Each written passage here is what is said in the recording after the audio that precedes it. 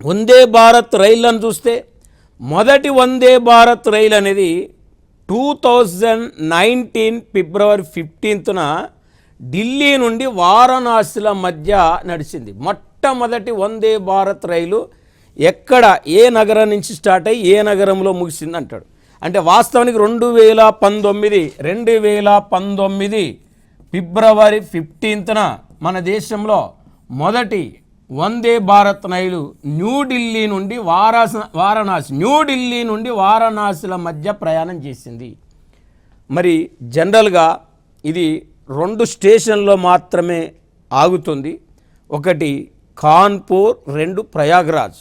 ఢిల్లీలో బయలుదేరి మరి వారణాసి చేరుకునే మధ్య కాన్పూర్ ప్రయాగరాజుల మధ్య ఆగుతుంది 2 స్టేషన్లో.